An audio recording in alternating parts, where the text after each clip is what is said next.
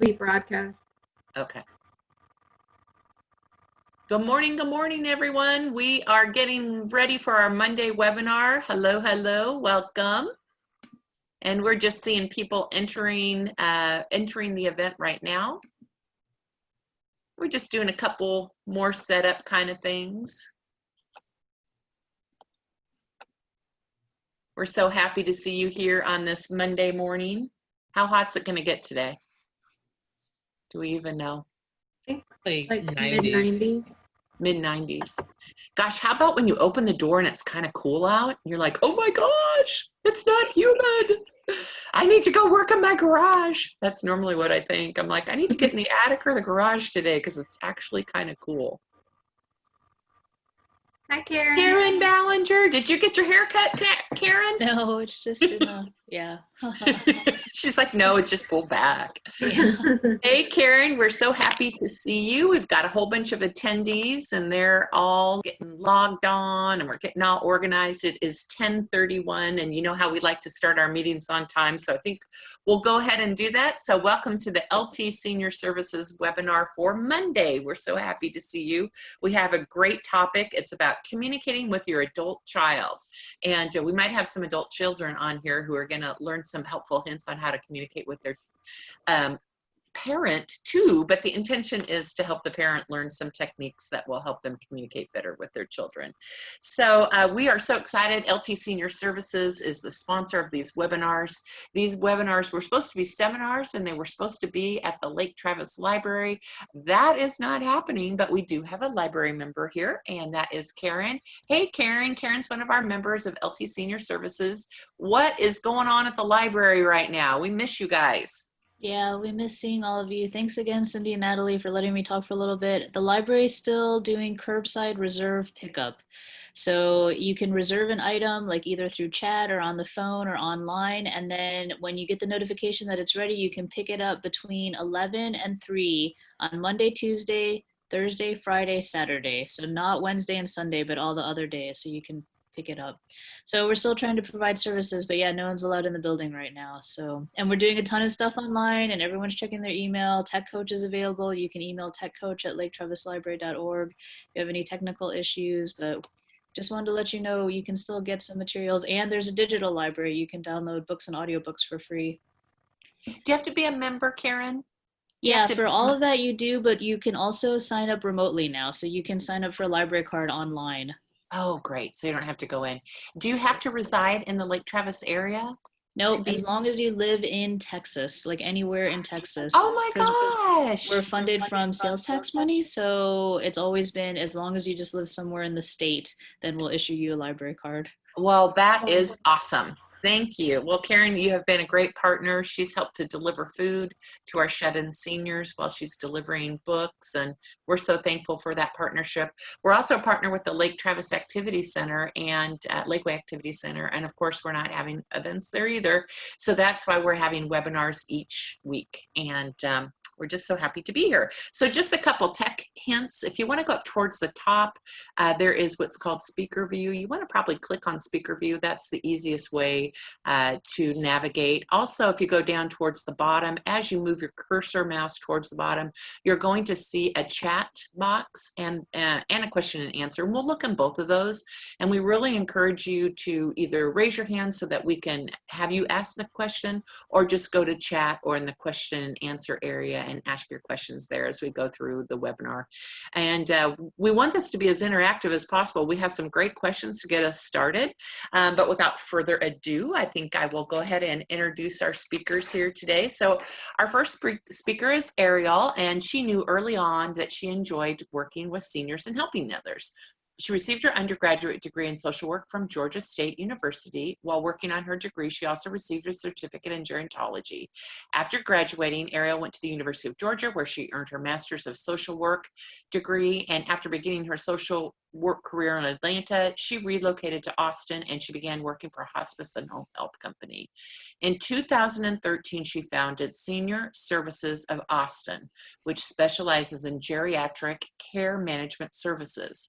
In 2013, her grandfather's illness found her helping to navigate the complexities of his care. This guidance that she provided to him helped in managing long-term care insurance, private caregivers, and the medical professionals helped to alleviate family stress. Throughout this personal experience, Ariel recognized how important case management services are to seniors and their families, and they sure are. We call on geriatric care managers often in this industry. We definitely need your services, and we are happy to have you here today. So Carlye Levine is a clinical director at Austin Vitality Counseling, and she received her BSW from University of Texas at Austin and her MMSW from Columbia University in the city of New York. She is a member of the National Association of Social Workers, vice president of Greater Austin Social Workers, and is VP of Parent Reps and Volunteers at Balcones Youth Sports. Following graduate school, she began her career supporting families during end-of-life and hospice and palliative care. She focused on grief and loss for 7 years, and she often heard from families, "If only you knew mom and dad when," and decided that she wanted to work with older adults to help them with the process of aging. She began working as a geriatric care manager and earned her clinical license while focusing on providing psychotherapy to older adults. She was fascinated by the stories of simpler times and the amazing adventures that people had. And she's always focused on aging in place and recognizing that the transition into retirement is not always a smooth one. It's her goal to provide service and support during difficult transitions and to shift the focus on maintaining a vibrant and vital lifestyle no matter the age. So welcome, ladies. We're so happy to have you here today. Thank and you. so our format is basically we're just going to ask the first question and see where it goes. So our first question is, and again, we're talking about how can we communicate with our adult children? And our adult children could be any age, and it could also be a grandchild, because what we've seen sometimes is the grandchildren are really stepping in and helping the elder. And Ariel, you did that with your grandpa too. So it kind of almost like, I don't know, jumps a generation or something, or I don't know if it's that person who has the empathy or why that is, but we do see quite a few grandchildren really stepping in and trying to help their senior. But what are some sensitive topics that might be a struggle to communicate about? So what are some of the topics that you hear about? I would say money is probably the biggest one, because you have a generation, this older generation or aging generation that hasn't always been real open to talk about what they have, what they've made, what they plan to retire with, and that's anybody. You know, money, religion, politics, those are the things that get uncomfortable to talk about. So I think, you know, to have that conversation of how much do you have to live on for the rest of your life? What are things going to cost? And the other big one is control. When, you know, parents are still competent and they still want to make their own decisions. And a lot of times you have very well-meaning adult children that want to help, and it can come across as trying to take over or trying to gain control. There's a shift that happens as we age where the parent becomes the child, you know, and the child kind of becomes the parent. And sometimes it's an easy transition. Others, it can be kicking and screaming and not a lot of fun. So I think those are things just to kind of be aware of. What do you see, Ariel? What are some of the topics that come up that are? Clients, you know, we're care managers. We sometimes get hired by the children that are like, my mom won't do this, my dad won't do that, we need your help. And so we always let those adult children know, I'm glad you're hiring us. You know, you guys are doing the right steps and getting a third party involved, but your mom or dad is our client. So what you want may not be what they want, and we're here to advocate for them. And so what we see a lot of is a lot of the adult parents feeling like their kids are taking stuff away from them and feeling a loss of independence. So I want to get them a caregiver. I want to get them a housekeeper. I want to get them a yard guy. I want to get this. So they're meaning well. They're wanting to help their parents. They maybe don't have the time to do it themselves. So they're trying to offload it onto other people. And the client that we're working with is, I don't want that. I don't need that. I don't like the way they cook. I don't want to do this. I can drive to the store. You know, I just, you know, so you're seeing, you know, kind of the battling between we're fine, we don't need your help. And then maybe the kid that has guilt and sees that they're struggling a little and wants to help them in a way, but they're not really listening to kind of what their parents needs or wants. And, you know, a lot of that I think is guilt that they can't be there with them all the time, or they see them losing some of their independence. And so kind of trying to find a middle ground and figuring out what are the big needs here and how do we address it. For us as care managers, it becomes a thing of safety. We are there to advocate and support our client as much as they can. So if that's to stay in their home, okay, what modifications can we make? How much caregivers can we get? And we let them know we're just making recommendations. You can tell us no, you still are competent and get to make your own decisions. As a professional, these are the recommendations we would make. And people tell us no all the time. You know, when it's a safety issue of falls or maybe taking medications inappropriately or wandering, that's when we're going to kind of go against the client and say, okay, we really do need to make a move, or we really do need to increase care because you're not being safe. So those are just some of the topics. Some of the topics that I hear are driving. Yeah. So driving is really, I think a lot of adult children are afraid that their parents might get injured in a car accident. They come to the house, they see a ding on the car. The parent may not recall when it happened or how it happened. Mm-hmm. You guys see the driving thing as one of the topics too? Yeah. Well, should we just kind of, just for fun, should we kind of play around with how you would have a conversation as the adult child with your, let's see, as the senior talking to your adult child about you wanting to drive? So Carlye, I know that's something that you do all the time in your counseling. Oh yeah. Yeah. I have a client right now that, you know, tells her kids constantly, I just want to go drive around. I want to be able to just hop in my car and just go around the neighborhood. And she has a history of, you know, she's been in a couple minor, like very minor fender benders. But I think, you know, for a lot of older adults, driving equals freedom. And most of them have been doing it since they were at least 16. And so, I mean, that's a number of years where they could just go hop in a car and go wherever they need to. And when you can't, you have to think about, okay, what is it that I need? Who do I need to ask? Who can get this for me? And it takes a lot more planning. You know, ideally, an older adult is going to say, you know what, I'm really nervous being out there. I've noticed that my reaction time's a little slower, or I'm just scared of all the traffic. I'm going to stop driving. That's ideal. And some, again, you're going to have conversations. There are the big reminders. And, you know, and a lot of what I say, it's not about them getting hurt in an accident. It's what if you hurt someone else? Oh, yeah. When you position it like that, that really reframes it in your mind. And yeah. And for our clients that have any sort of cognitive impairments, it's one of those too. And I mean, these are just kind of stating the facts that if you get into an accident and you hurt someone and they find out that you have a cognitive impairment, they could sue you and take everything you have. Oh, God. And so it's kind of that recognition of it's no longer about just one person. It's about everyone else that's out there.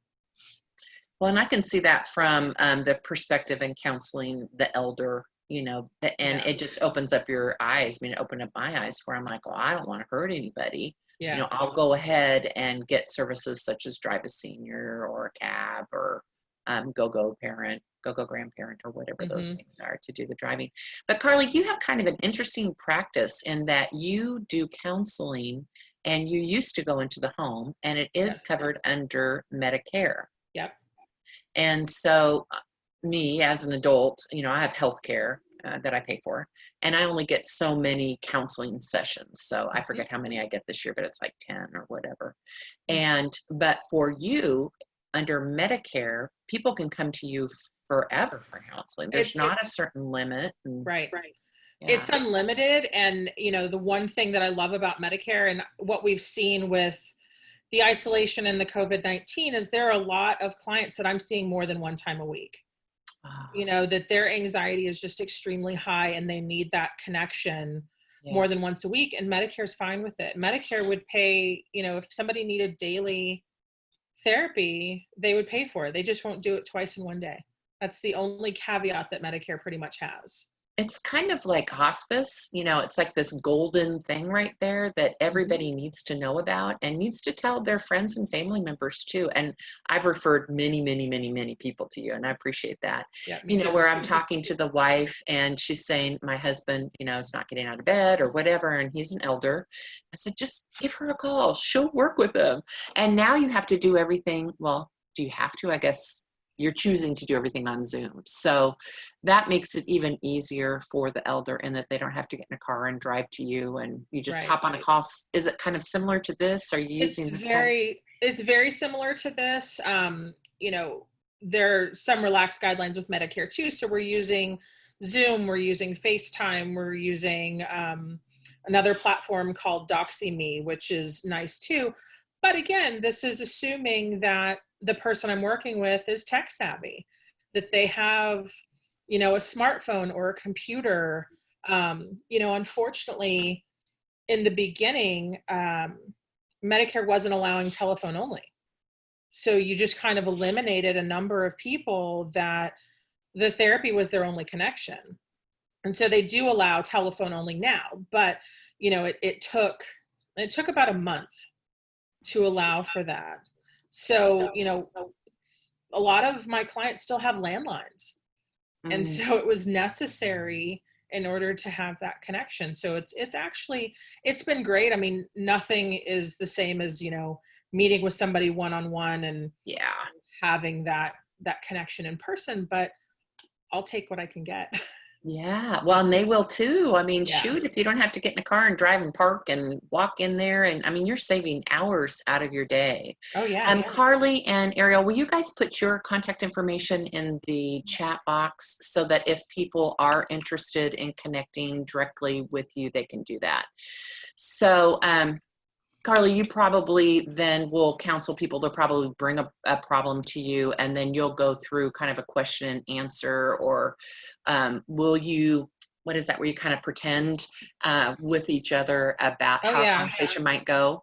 And so I'm sure that these are some conversations that people are practicing with you all the time, transportation, And again, could you counsel the adult child under Medicare? So if I'm not old enough, I don't have Medicare.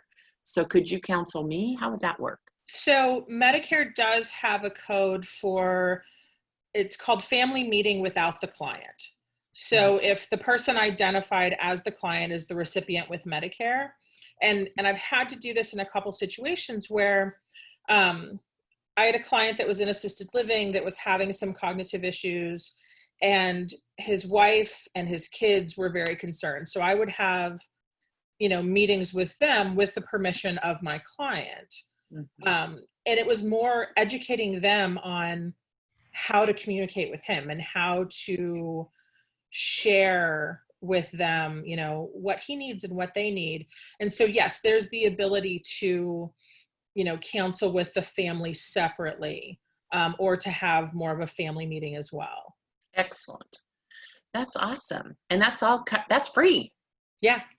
Dang. And for most people. So if they have the Medicare secondary insurance, Medicare covers 80%. The secondary insurance will cover typically what's left over, the additional 20%.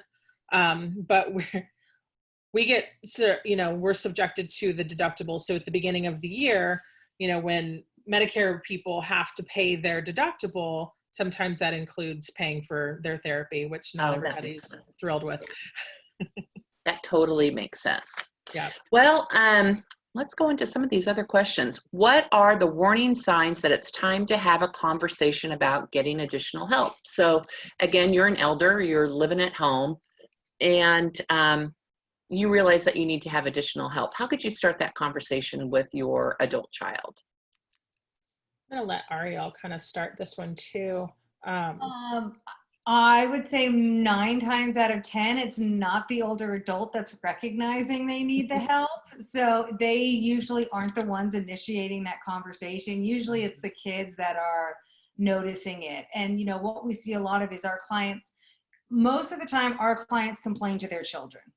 They hear every complaint. they don't, us as care managers, they'll complain about big things, medical things, but like, when we have a client in the community, they're going to complain about how much they hate it and the food and they have no friends and their kids are sitting there over like, oh my God, my mom's miserable. And I'm like, just so you know, she doesn't complain to us and we showed up and she was at lunch having a great time. So I think there's the balance of, what is really a cry for help and then what is just them wanting to vent to you and have something to listen to, because we have clients that will complain that they don't like cooking and that their knees hurt and they don't like walking. And then the second you make a suggestion, they're going to shut down and think that you're trying to take away their independence. So I think it is kind of figuring out the balance of, as the adult child, when do they need help?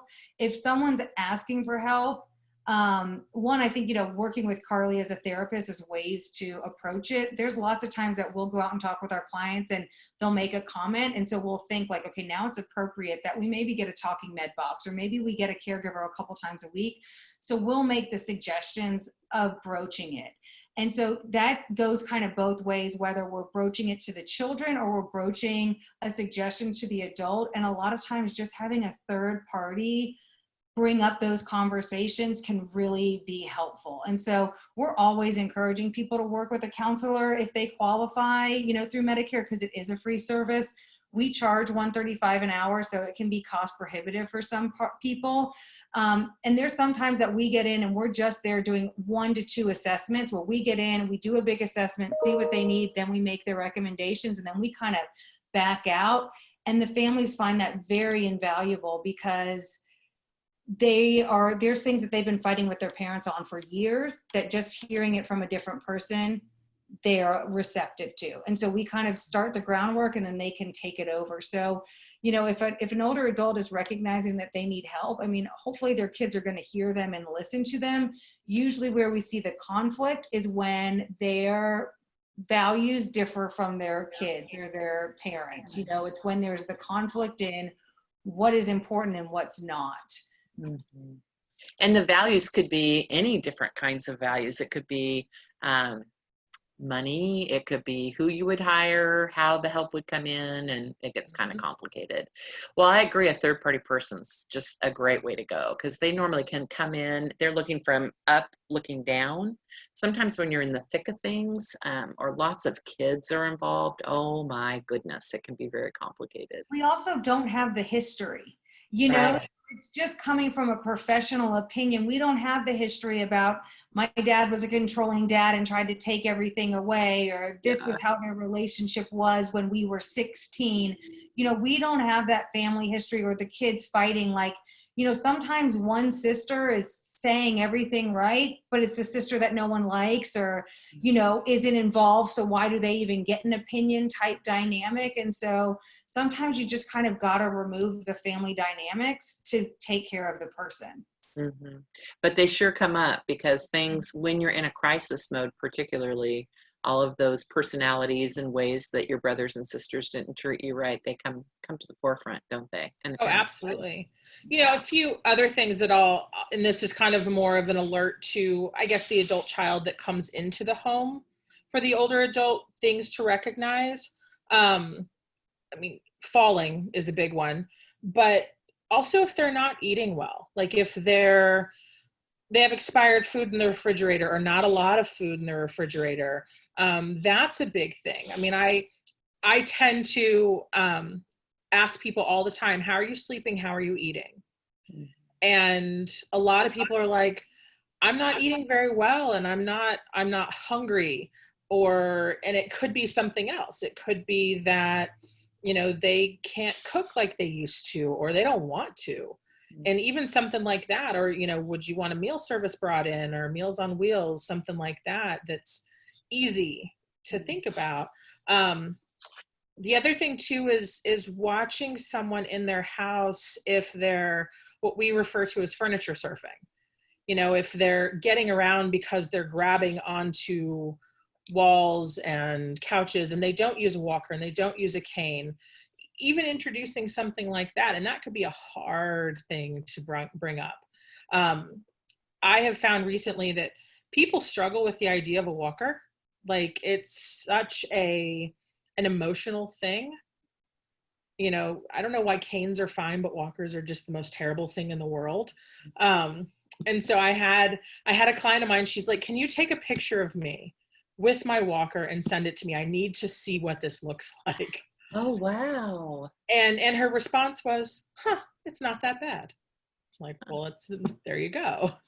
So noticing those things too, that, if you walk in and you know that mom used to clean the house constantly, and now like there's a lot of dust, and there's kind of things are smelling or things are cluttered, like just kind of those little red flags that maybe it's time to have a conversation. Maybe again, hey, are you finding it hard to keep up with the housekeeping? Would it benefit you if you had someone in here to help?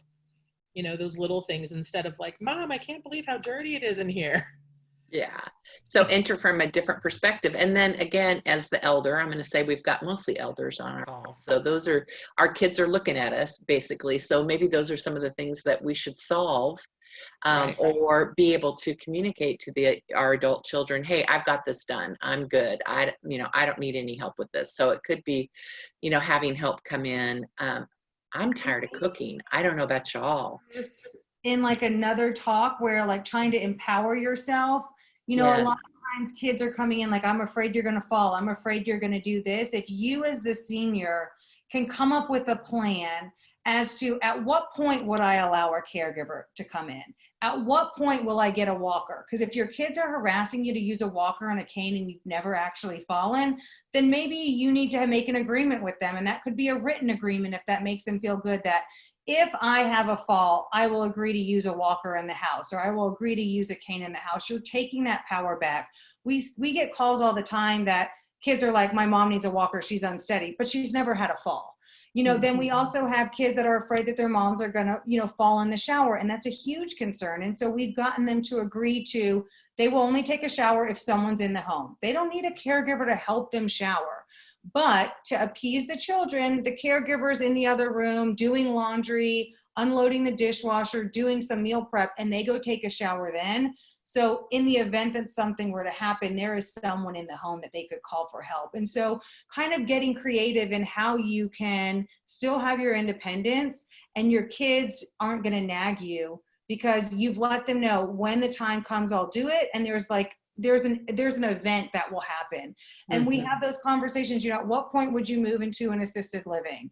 And sometimes it becomes a cost thing. Once I'm spending more on caregivers than I am in a community, then I'll do it. At what point will I drive? When the doctor tells me. And there's other things we empower our clients to do. You know what? Everyone's concerned about your driving. Why don't you go take an adaptive driving test and prove everyone wrong? And I love that. And my grandfather passed the test after he had a stroke, and we were all like, how did he pass this test? And, but he proved us wrong. And, I didn't think that was going to happen. There's been times that I've had clients go take the test, the written test, and she passed the written test. And I'm like, she's 94 years old. How did she pass the written test? I didn't give her a study book, but she failed the driving part. So it ended up working out. But, there's sometimes that you've got to give people an opportunity to fail, so they get to be able to prove themselves. The daughter doesn't just get to walk in and say, I'm taking your keys. You need to give your dad the opportunity to go take this test and prove one way or another with professionals. And, so we'll make recommendations of, can we get a physical therapist to come out and assess you for a walker and what type? And, getting another, again, third party that is covered by home health and Medicare. This is not an increased cost if the doctors order it. It's just someone else backing you up. And sometimes you're going to get the answer you want, and sometimes you don't. But if you as the older adult can be an older child, or the person be okay with what the professionals say, then I think that's a good way to kind of still have some control in your life. And it's not your kids taking away your independence. And as a kid, you're not taking away your parents' independence. It's other professionals. So just knowing who to call when certain situations come up can really kind of help those tough decisions and those tough, loss. Well, I'm a realtor now, but I took a little bit of a stint and I worked for A Place for Mom. And so during that time, I had over 1,400 phone calls, 1,400 families that I worked with in a very short time period. It was all on the phone. And during that time, I would have an adult child call and say, my mom needs to go into a nursing home. And so I'd start asking questions. I'd say, well, why do you think she needs to go into a nursing home? Well, she can't drive anymore, and so she can't get her meals. Well, maybe she could stay in the home, and have companion care come in. So it's funny how until you're in the thick of things, you really don't understand how things work and all the different people that can support you staying at home. Most people want to stay at home. So one of the services that you offer is you'll come into the home and you'll assess the home. Isn't that right? Yeah. So tell us, because if I was an older adult and I wanted to stay home, I'd probably just hire you, have you come, do a report, and tell us what that would look like. So we would go out and do an initial assessment. There'd be a safety checklist. We would look at current medications, do a functional assessment. And, one of the big things we're seeing is just expired medicine, doing a medicine check. And, just sometimes just managing your medicine can make the world of difference. So, do you have a lot of expired meds? Are you getting confused? Are you forgetting? We make talking pill recommendations where it's a big box that will remind you to take your medication. It can be filled for an entire month. Your family member can get notified if it's missed. So sometimes just little things can really keep people healthy and at home. So yeah, we're going to go out, do a kind of comprehensive assessment, and then let people know what services are available. So here's 3 in-home caregiving agencies that we would recommend.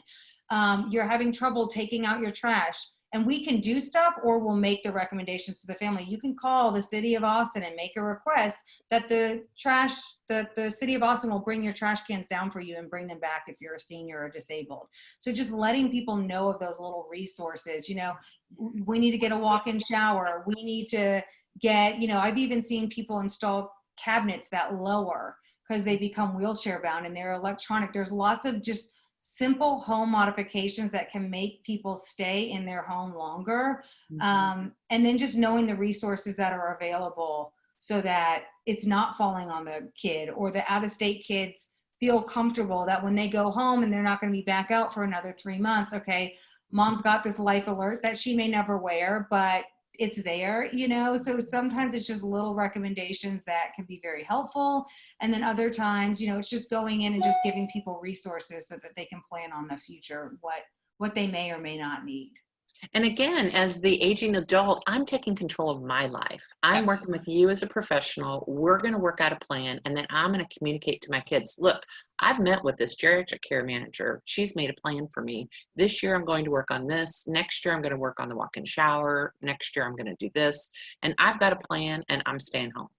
Basically. Someone asked about the talking pill box. I'll put the link into it. The one that we use, and it really depends on the person. There's a lot of other little itty bitty talking pill boxes that you can get and fill, and they're not locked and they're nothing fancy, but they wouldn't alert anyone. And those, you could just Google, talking pill box or locked pill box.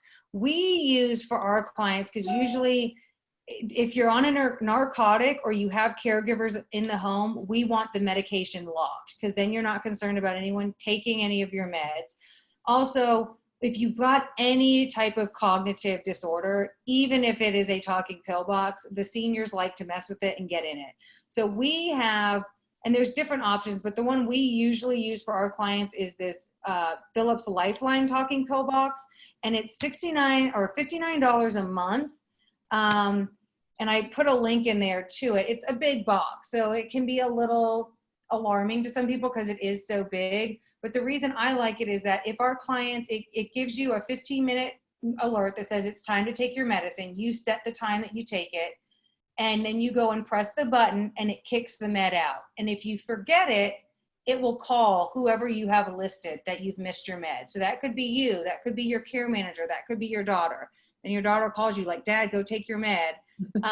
It can also be locked or unlocked. So say you've got, if it's unlocked, there's a little side button that you press early dose. So say you've got an early doctor's appointment and your med's supposed to come out at noon, but you're leaving at 11, you press early dose, you get your meds. And then if you miss the dose, it also kicks it to the side so that you can take it at a later date. If you want it locked because of caregivers, if there's narcotics or meds that maybe you want to monitor, those can be locked. Otherwise, just doing a Google search for talking pill box. There's other little ones that if you're competent and you just need a little reminder on your pill box, fine. But anyone that has like cognitive issues, for whatever reason, they like to mess with their meds, and end up messing up the system. So, you know, it just kind of depends on where the person's at for what would work. And you know, you think, gosh, $59 for this pill box. Well, compare it to having to hire somebody to come in to help you with your medication. That would be for our independent living, so much money. they don't have to go to assisted living. Like Yes, sometimes yes. it's just a very, like, to pay for med pass in a community, it's like $15 per time for them to come give you your med. And if you're Yeah. taking meds 3 times a day, it's expensive. Yes. Yeah, it is expensive. Okay, well, we went off on a little bit of a tangent, but I think what we're trying to talk about today are ways that we can help you to be empowered to have these tough conversations with your kids, basically, and to take control of your life. So what are the warning signs? Oh, I think we already did that one. What do you want your children to know? What a great question. So what do you want your children to know? I guess you have to kind of decide what you want them to know and what you don't want them to know. And the things you don't want them to know, what do you do with that information? I had a wonderful situation when my grandfather died about 15 years ago and had gotten very sick, and basically brought the family in, sat everybody down, and kind of said, you know, this is our will, this is our financial situation, you know, because he had taken care of everything. So for him, leaving my grandmother behind to try to pick up the pieces, and, you know, it's kind of just, in an ideal situation, you have a situation like this where somebody sits you down and says, these are all the things that you need to know. A lot of it, you know, and I think when you think about what you want your kids to know, I've had a lot of older adults tell their kids, please don't ever put me in a nursing home, or please don't ever warehouse me. This is what a client said to me. She said, I feel like they're going to warehouse me. I said, what does that mean? She said, they're just going to park me somewhere else and forget about me. So I think that's the biggest fear, you know. I think that older adults, as you're aging, there's that worry that someone else is going to take control. And I think, again, if you can look at this as you're establishing a partnership with your kids, that, you know, and I don't know how much we want to go into end of life planning, but it's kind of the idea that, you know, when you're creating your wishes or the things that you want to know, you have to communicate that with somebody, because your kids can't read your mind. That's the biggest thing. And your kids don't want to get it wrong, you know, and so it's a lot more beneficial to both of you if there's a lot of conversations. I will say too that there are a lot of kids that don't want to hear it, or that aren't ready to hear it. I have a client that she said, I want to talk to my daughter about my end of life wishes. And I said, okay. She said, I want to bring her into a counseling session because I want you to say these things to her. And the daughter's response was, ew, I don't want to talk about this stuff. And it's like, I get it. It's scary. You don't want to think about your parents, anything ever happening to them. But it was so important for my client that everything be discussed, you know, that included the list of people that she wanted to call. Now she, you know, nothing may happen to her for another 10 to 15 years, but at least they started those conversations. And so I think, again, this is an opportunity for parents to tell their children what it is that they want, how they want to be treated, how they want to be looked at. I mean, if an adult's version of aging is that they expect that their kids are going to take them in, that's a conversation that needs to be had. Because that's not a blindsided conversation that wants to be had later on down the line. You know, when mom's like, all right, I'm selling my house and moving in with you. And it's like, wait, we never had that conversation. We gotta talk. How would you suggest writing down the information, and where would you put it? Like, what's a recommendation of? There are a lot of options for this. End of life planning, or even just writing the things that you need. I feel that everybody should have a lockbox in their house, fire safe, that has this information. What do you have? So we just rolled out 2 new solo aging packages where we're serving as medical power of attorney and caring for clients that don't have family, or they do, but they're like far away, distant. And so I just had a client like, I don't have anywhere to put it. And so Debbie Pearson, who owns a care management company in town, like mine, created this book, and it's awesome. It's called A Blueprint to Age Your Way, and it's on Amazon. I think it was $30, but I mean, it's got a place to keep everything. And so it's good for my client that I just brought on. She's 65, she needs nothing, but we're always encouraging our clients to be proactive. So and like, it's always like, if you were to fall and hit your head and could not tell me anything, like, I'm hoping down the line of us working together, I'll know who you want to come water your plants. I'll know who your accountant is. I'll know if you needed to sell your home, who you'd want to be your realtor.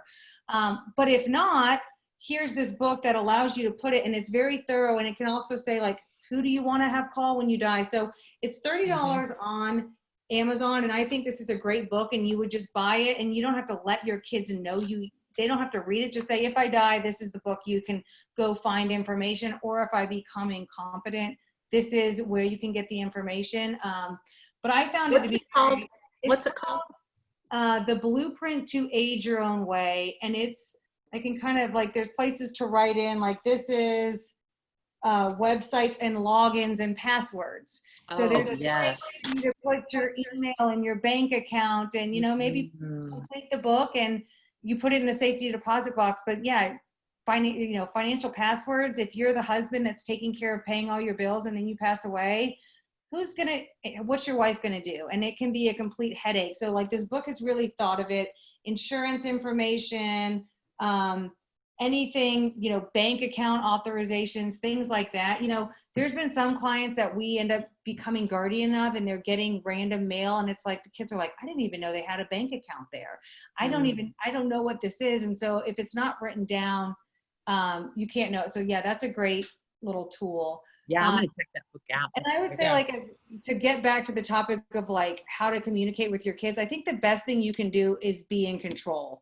And so if you're young and you never want to move into an assisted living community, you should still go tour 2 of them. Because like Carlye said, we have people that say never want to be in a nursing home. Well, when was the last time you went and toured a nursing home? Because if it was when your grandmother was dying 50 years ago, that's not what kind of senior living is now. And so when we get new clients that are pretty independent and just kind of want a roadmap for what to do, I'm always saying, go tour at least 2 communities. Say what you like and what you don't like, so we know. You don't want to wait for a crisis when you're in the hospital bed and you fall. Like, and I give the example of, what if you were to fall and break both of your wrists and you can't wipe yourself and you can't bathe and do basic care? That's a temporary thing, but not everyone can afford 24-hour care, which is around $15,000 a month. You may need to go into a community that would be around 4 or 5, but we need to know what you like. So, just kind of being proactive and seeing what's out there and so that your kids know, so it's not in a crisis. And I feel like, once you do it, it's not going to happen, but at least you have peace of mind that you're going to have some say and control of that. Yeah, I think I've told the story about when my mom was injured and then we had to go find rehab for her, me and my brothers, and how different all of us were in what we were looking for rehab for my mom. And it could have been a big conflict, but it worked out just fine. But I do think that it can be a conflict. So it's better if the parent just write down, hey, if I have to go into rehab, this is the place I want to go. So the kids don't have to go through and be tormented, by all of that. So one was looking at financial, one was looking at location, and one was looking at the heart, or how she would recover. And I think you as a person need to think about that too. And what type of caregiver would you want? Yes. What type of caregiver? They'd want a male, they'd want a female. But sometimes for the individual, it's like, no, I want someone that can cook, or no, I want someone that's interested in a topic that I'm interested in. And so, we've had people like, oh no, they're going to want a young person. And then we get a young person and they're like, I feel so uncomfortable having this young person help me. I want an older person. So, you kind of got to think about lots of different things as you age so that you're in control and can convey those wishes if it were to happen. And one thing I learned from doing these seminars is we don't want to put stuff in our safe deposit box unless we've given that access to somebody. So my daughter, who's, 31, had me sign on her safe deposit box so I can get into hers if something were to happen to her, but I haven't done that for myself. So if you've got all your special stuff locked up in your special safe deposit box, man, you're in trouble. So you got to have a couple different places that you might have this information, or just, have some information in the safe deposit. But I will add real quick, and this is just this from years of dealing with end of life and hospice, is I promise you talking about it will not bring it on. That talking about all of these things will not allow for it to come flooding in. Well, I was a really bad daughter-in-law, in that my mother-in-law, we'd go to her house in Dallas and she'd say, well, put your name on furniture and put your name on this. I was like, I don't want to do it, and unfortunately she passed away in a car accident, and very untimely death and not expected. And in retrospect, I'm glad that she had us do that, because then things were allocated properly. But yeah, there is that old feeling of, okay, it means they're going to die. Or I was like, what is she trying to hide from me? Does she have some kind of illness that she's not sharing with me? Why is she being so intent on this? And she probably had been around some kind of situation where she saw family members in angst or fighting over things. So anyway, thanks for that feedback. How do you prioritize topics? So kind of anticipating, we've got a lot of things to talk to our adult child about. How do you prioritize them? And then let's also just talk about, when do you talk to the kids about it? Yeah, so I think I sent you that one. What we see a lot of is that lots of people's priorities don't align with their kids. And so that's the first issue, is that you may think, your kids are probably concerned about health, and you may be concerned about social. So what are your top priorities? Is it being independent? Is it living near your friends? Is health your big concern? And then also quality versus quantity of life. Are you trying to live your best years, or are you trying to be drugged to every single medical appointment to get every little thing checked out at 93 years old? Yes or no? So I've had clients where the kids move them here and they're like, I need you to take my dad to this, this, and this. And then I go visit him. He's like, do we have to? I'm like, no, we don't. Like, if you don't want to get your teeth cleaned at 96, we don't have to. If you don't want to do these things. So what are your priorities? And then knowing that they may not align. And then, having that conversation that you may be concerned about this, but that's not my priority. And so I think just having that conversation is helpful, and they're going to, hopefully your kids are going to respect you and understand where you're coming from. And then also, just as care managers, sometimes we'll go into a community, going in to address one issue, like maybe they had a recent fall, or there's been a medication change or something. And then you get there and there's something else that happened. Like maybe they had an issue with the staff or something else, maybe their cat is sick. There's things that we go in thinking we need to address, and they report something to us. So kind of being flexible, and you may be working on something or addressing something, and then realizing that, okay, this is not priority number one anymore. This is now dropped to a 7, and just being flexible and able to kind of respect the person that you're working with, or your parent, that things are going to change and that their priorities may not align with yours. I think with the current climate of COVID-19, it's got a lot of people thinking about what if. I noticed the comment that planning for yourself feels like it's planting a seed of demise. I agree with that. It has my husband and I thinking about, like, well, if one of us gets this virus and something happens, where do we go from here? I think planning is great. Planning is super important. We've had, things in the news like Terry Schiavo, those situations that make us realize that we at least need to have the conversations. Even if you're not putting anything in writing, you need to tell somebody, what you want. But I also think in order to tell somebody what you want, you have to think about what you want. And it can be really hard. I jokingly ask my parents every year, so where do you want to be buried? What do you want to do? And they've also told me, and this is when I was in hospice, that they've chose my sister to make medical decisions because they feel like I would pull the plug. And it's a joke, but it's one of those that, and so that just tells me that they're struggling with this, and they're in their 70s. Like, they need to have this conversation more than I need to have this conversation. But I think we all need to have it. Again, Cyndi, you mentioned about your mother-in-law having a car accident and dying that way. Like, nothing's promised. So at least, you know, we should all have the control of, you know, at least going out how we would want, you know, or at least living our lives the way we would want. And I think prioritize. And the thing is, this is not just going to be one conversation. And it's probably going to be a lot of little conversations, just opening the door. Because as an older adult, you may not be ready to have it, and your kids may not be ready to receive it. So it's kind of starting those little things like, have you thought about this? Or saying, you know, not going to live forever. And that's a great open door. Or, hey, I saw this article on this, you know, turning yourself into a tree once you've died. I mean, those are those little ways to kind of open the conversation. Because, you know, there are a lot of families out there that don't communicate, that sitting down and talking about this stuff is not going to happen. You know, so that's where the opportunity of writing it down comes in.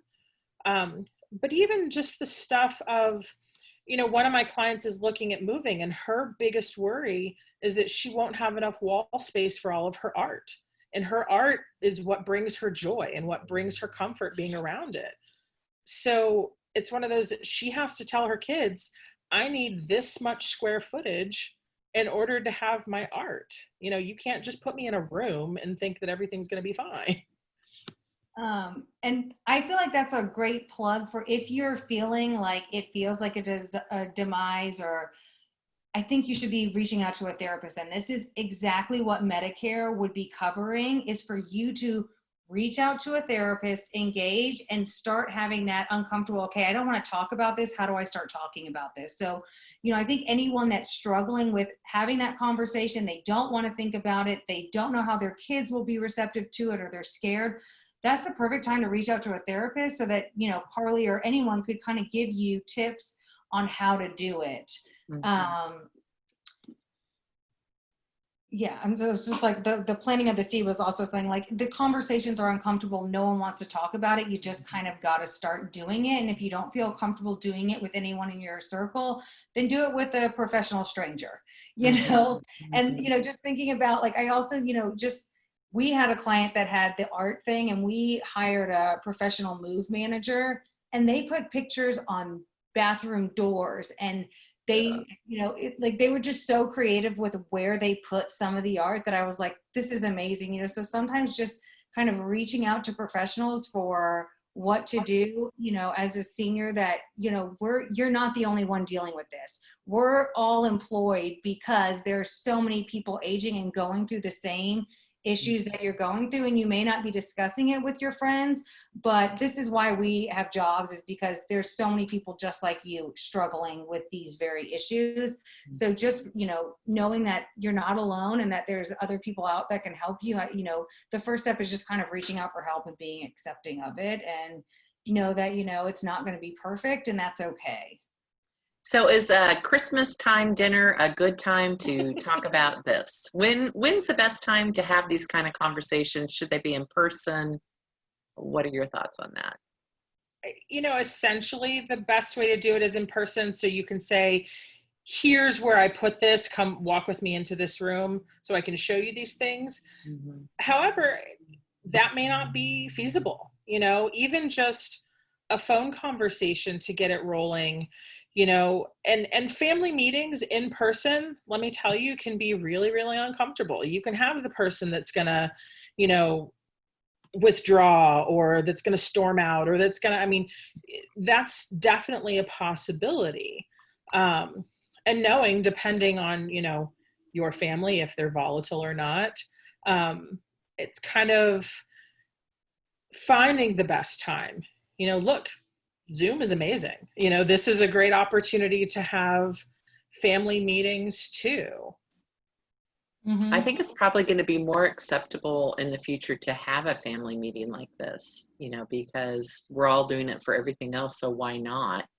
And also it's nice to have everybody on the call, and I'd probably record it so I could look back and see how people's reactions were to things, because so I'm just responding to two. I've got a question and answer, and then the panelists asked that from what I understand from a recent webinar, even if I have a written medical power of attorney, if in the moment of a crisis, a verbal wish or indication from the individual.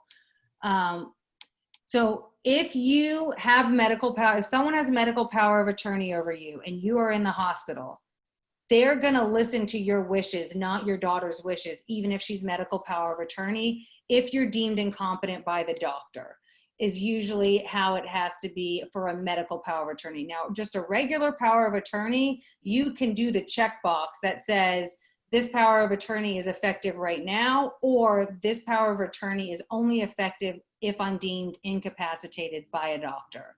So if you're still competent, they're not going to listen to your daughter over you, if I'm reading that correctly. So However, because I read it a little differently.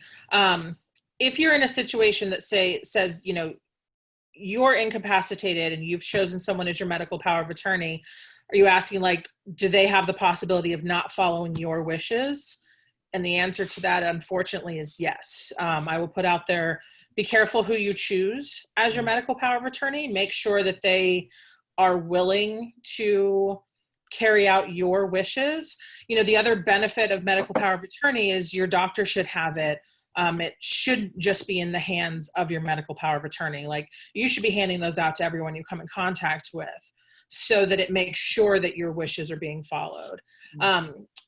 Years ago in hospice, we had a patient who had a DNR, and the family panicked at the end and called 911 and hid the DNR and said, no, she doesn't have this. And so, you know, what took place was terrible with CPR and that kind of thing. And it was awful. And so these things happen. So again, in order to have things happen the way that you want them, have conversations about it a lot. Make sure that you choose the right person. Your spouse is not always the best person to choose. Someone that's a little less emotional may be the best. And just from a care management perspective, you know, this is something that you do need to think about. And sometimes, depending on financial situations, I would always recommend hiring a third party. I have seen so many families at the very end where 3 siblings have been very close their entire lives fall out over the care of their parents and how to spend their money. So you could always hire a private trust company that is going to pay your bills and manage all of your finances in the event that you become incompetent. They may not have to do that, and they do charge a fee, but to see if you have the means to do it. And I mean, I've just seen families literally fall apart fighting over money. Should they hire caregivers or should they move to a community, not honoring the family members' wishes? Because it's easier to just sometimes stick them in a community than to be trying to manage 24-hour care, which can be a nightmare. So sometimes just getting that third party. And also, you know, we've seen families fall apart over them maybe appointing the son-in-law and not the actual child. So if you don't feel like you could appoint like one of your kids, or if it's going to cause any conflict with your kids, if you have the financial means to hire a third party to do those things, then you don't have to worry about the fighting. It's not their decision. And someone had posted a question about not having a spouse or kids and family living alone. And that's something that we just rolled out, was a solo aging package. And it's not just for people that have no family or no kids, but it's just that they don't have anyone that they can rely on. Or it may be good for someone that's newly diagnosed with Alzheimer's or dementia, Parkinson's, where they're able to manage everything right now, but they know they might not in the future. And so our packages are $550 a year or $800 for the entire year, where we can serve as your medical power of attorney. And we're doing 3 times a year assessments, we're maintaining medical records, and then we're able to step in the event of an emergency and go to the hospital, or manage your care and step in. That is billed separately, but it's a person that's there that's getting to know you down the line and kind of just like checking off the peace of mind for what do I do if this was to happen. Because if you were to get a diagnosis and unable to care for yourself, who's going to do that? And if you don't have someone, I would recommend starting a relationship with someone, or maybe getting the Aging Your Way book, so it's all written down now so that you have it in one place, so someone can at least follow your wishes if they need to step in. That's excellent advice. Thank you. Okay. How do you plant the seed for hard topics? You start with easy ones? I think Yeah. Carlye kind of mentioned just like the random, hey, I read this article, or would you like to be a tree when you die? Or even, I mean, it's kind of funny, like my parents have said, you know, if something happens to us, we want our dog to go to this place. You know, it's, Yes. you know, so even those little things, or if you want to donate your car, I mean, it's just little conversations to have of, my parents are constantly like, hey, do you want all this stuff that was yours when you were a kid? Or do you want this stuff of ours that we no longer want? And I think sometimes using your friends, kids can broach it as your neighbor passed away. I wonder what she's doing. And even you as the older adult, if you know what, so-and-so passed away and her husband didn't leave any of the passwords, like that may be a way to kind of use your friends or a situation of another family member to kind of bring, broach those topics. Mm-hmm. What are some care management issues that you see come up that families could look for? And in our case, we're going to help the elder plan for things that might come up. So what are some things that have come up before? So a big thing is like discharge planning. If someone goes to the hospital and they're discharged and there were any type of medication changes, we see lots of medication errors always, either when they go from the hospital to skilled nursing to rehab, and then back home. Those transitions, we're seeing major issues in medication. And it just happens because one doctor's reading one med list and then they pick another one, and it just happens. So, I'd always encourage everyone to have a current med list, that you have some type of document that is typed up and printed. And then also making a note of maybe what didn't work. We'll take on clients that on their med list, it says allergic to this. Well, what was the reaction? Why did you stop taking this medication? That can be very helpful for in the hospital when they're trying to manage blood pressure or certain things that there's lots of medical options that maybe didn't work, maybe made you moody, maybe made you depressed. These are things that you need to have written down that can be shared as things progress. Always, when they're there, if someone's in a community, making a phone call isn't always the best. I always encourage families to get stuff in writing. Send an email and send it to multiple people. You're not just going to want to call and say, I've called this nurse 3 times. Well, maybe she's on vacation, or, there's things you don't know. So I think getting emails and putting things in writing is the best thing to protect yourself and your family member when trying to manage different aspects of their care. That's really interesting about the medication. So you really do need to be on alert. Pain meds. It is always their pain meds, and they get discharged, and it's always a nightmare for whatever reason. Oh gosh. And that's something you can help with. Yes. Is that right? Yeah. Yes. Are you reading the next question here? Yeah. Okay, let me read it out loud so that everybody, in case they're not looking at the chat, let me see if I can get my mouse over there and do it.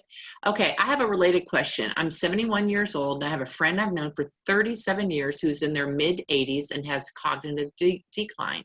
I've tried several times to approach topic or ask if she has affairs and orders.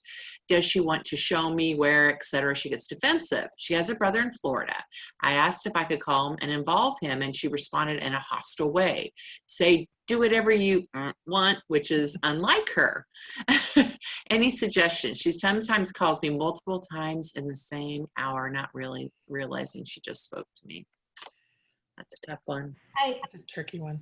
I mean, I would sometimes go behind their back and reach out to their doctor. And, if they have an upcoming appointment, this is what we do as care managers. We'll call families right before they engage us are like, we need to somehow get you in. We've got a doctor's appointment. I'll call the doctor and say, the family's concerned. Could you suggest a care manager, or could you broach this with them?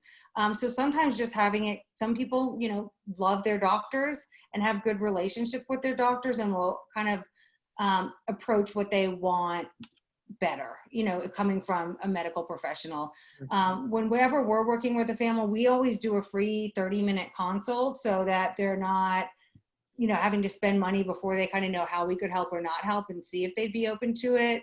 And it'd be hard. I don't know how it's hard for you, Carlye, because they need to be accepting of your help, where I feel like we can kind of work behind the scenes because we're private pay, and, trying to get in and help them. But Carlye, you always want the individual to be on board. Well, and I think in this situation too, that it is tricky because the person obviously trusts you as their confidant of 37 years. And calling multiple times a day, that's really hard because you don't want to be like, hello, you just called me. You kind of just say, oh, was there something else you forgot? I mean, there's ways of gently doing this. I'm guessing she's not ready. And I hate saying this, but I'm going to say it anyway. People are allowed to make bad decisions.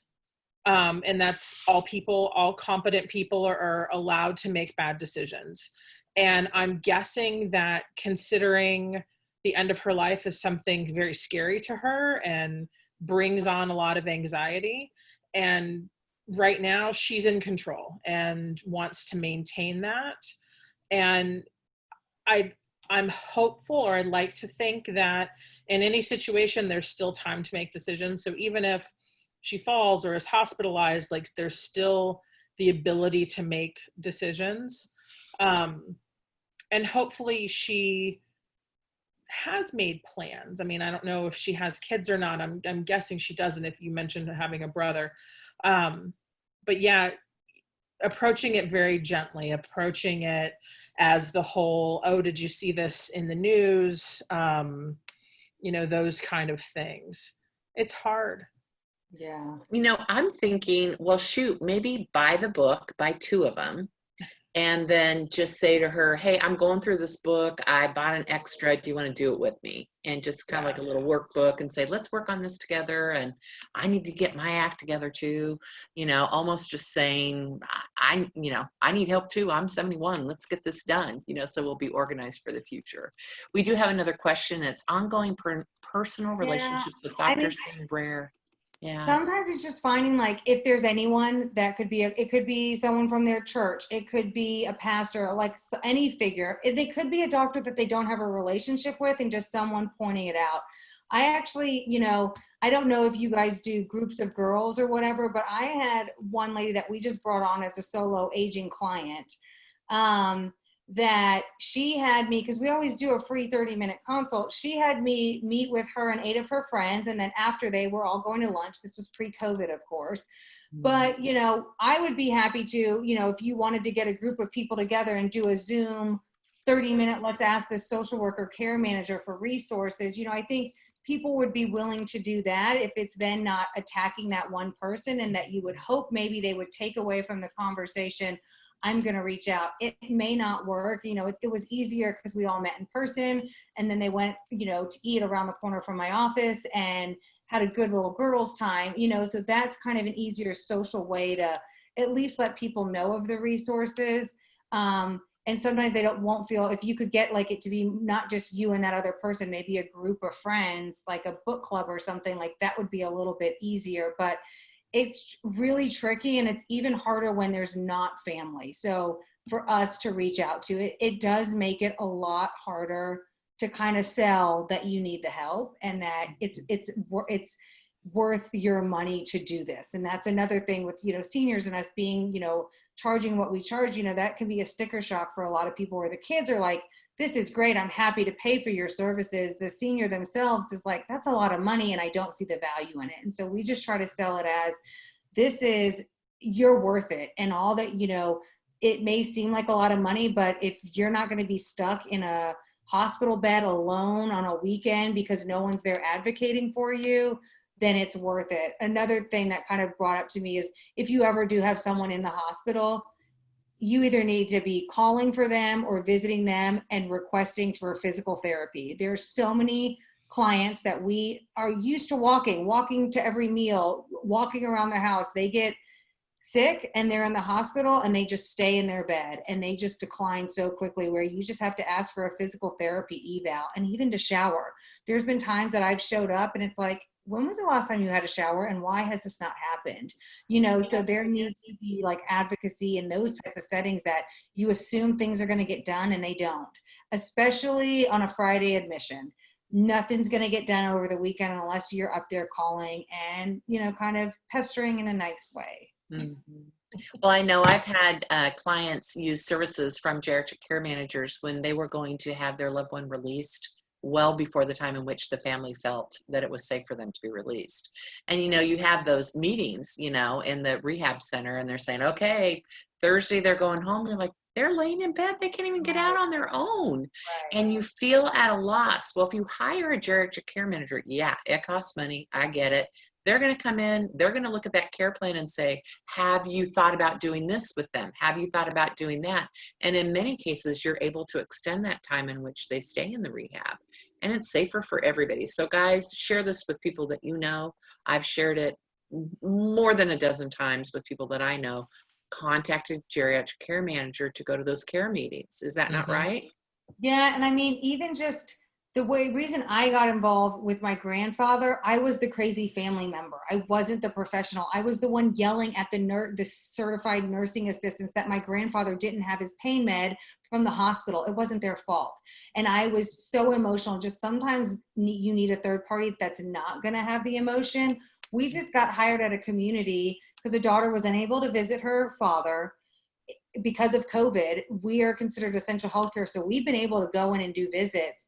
But she just needed a third party to lay eyes on her dad because she didn't feel like the community was doing well. Yeah.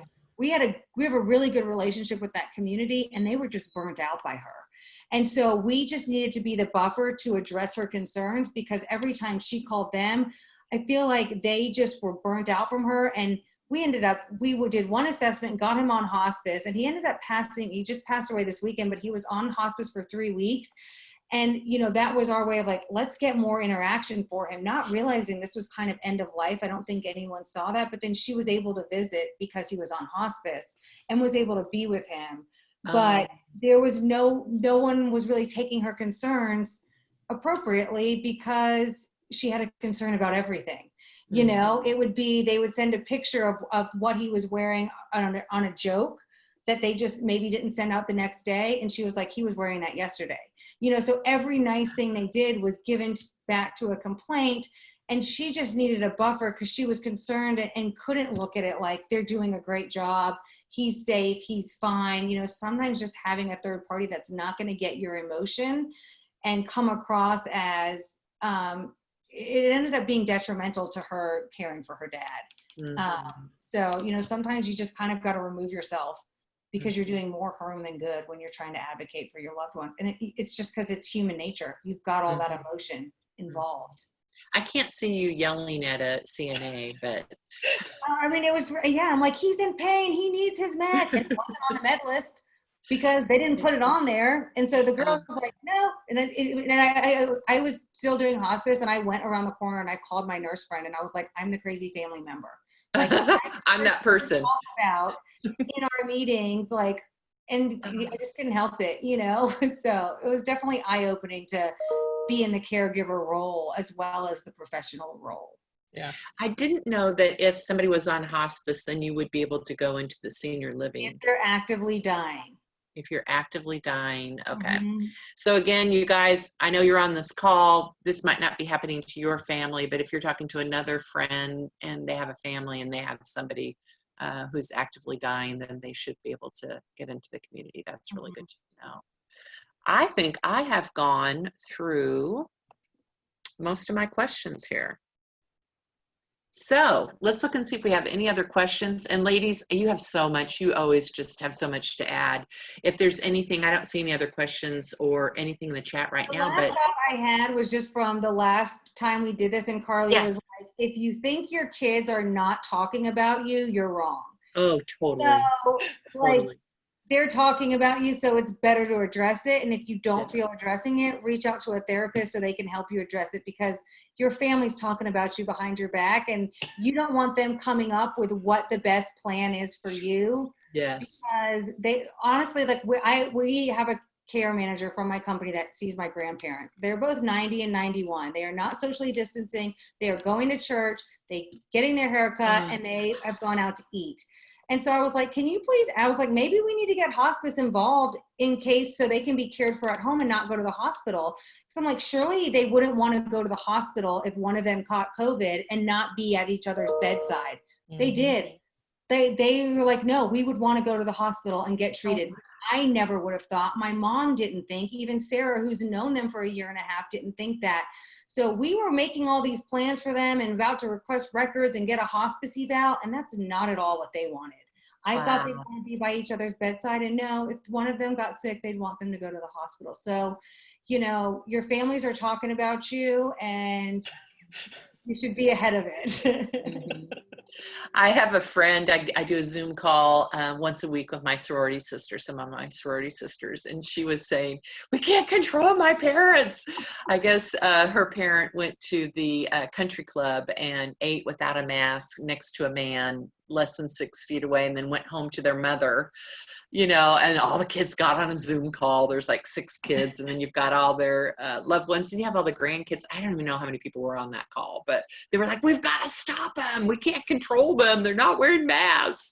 You know, what is that? What can we do right now? And in communicating to our adult children, again, we're taking the perspective of the elder. I see many elders who are not choosing to wear masks. Do you feel, I mean, what do we do? And what did they say to their kids? Make bad decisions. Yeah, they have that right. I mean, because it's not being forced right now, you know, you see 2 types of people. You have the older adults that are like, if I'm going to get it, I'm going to get it, you know, and then you have the others that are like, the whole world now understands what it's like to be me. I've been so isolated for years and I don't leave my house. This is great. Welcome to my world, everyone. You know, so it's been fascinating just to kind of see that.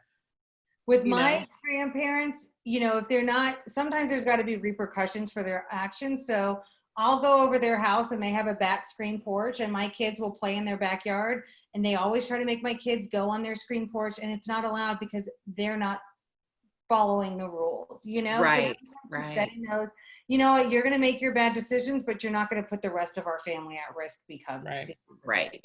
So because of that, we're doing this. So how'd you like that bowl soup, you know, at the country club? Was it worth it now that nobody wants to go to their house now? Yeah. You know, because he's been at the country club with all the workers and they weren't wearing masks either. And it's exhausting. Okay, I'm looking for other questions. Guys, you have any other helpful hints for aging adults when they're talking to their kids, whether it be location, timing, segues?